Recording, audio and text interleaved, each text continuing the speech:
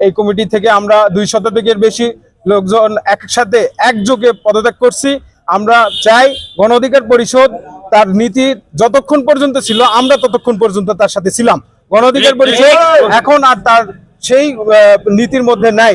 সেই নূর ভাইকে আমরা যেই নূর ভাইকে দেখে আসছিলাম সেই নূর ভাই এখন আর আগের নূর ভাই নাই, সেই কৃষকের ছেলে আর নাই।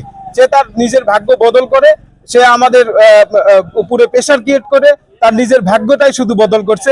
এই দলের পুরাতন ত্যাগী নেতাদের কোনো ভাগ্য বদল করার জন্য কার্যক্রম আমরা দেখি নাই। আমরা গোটা বাংলাদেশে কোনো দৃশ্যমান কার্যক্রম দেখি নাই যে গণ অধিকার পরিষদ করে এই নেতাকর্মীরা তাদের নিজেদের চাহিদা আশা আকাঙ্ক্ষা পূরণ করতে পারছে। আমরা দলের প্রথম থেকে শুরু করে এখন পর্যন্ত দীর্ঘ 7 বছর লড়াই সংগ্রাম করে নওগাঁ জেলাতে গণ অধিকার পরিষদ প্রতিষ্ঠা করেছি।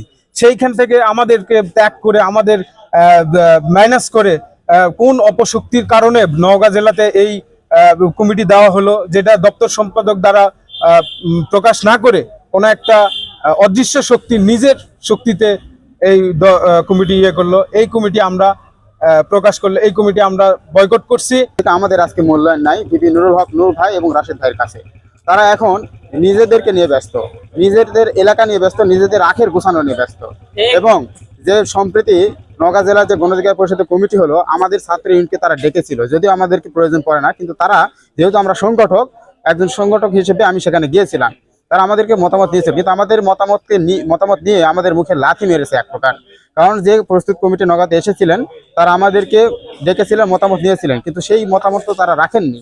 যে কেন্দ্রীয় কিছু নেতা যারা নূরের আশেপাশে থাকে তাদের নিজেদের আখের গোছানোর জন্য নিজেদের ক্ষমতা প্রয়োগ করে এইরকম কমিটি প্রকাশ করে এবং এই কমিটির উপর ভর করে তারা অর্থ বাণিজ্য করে।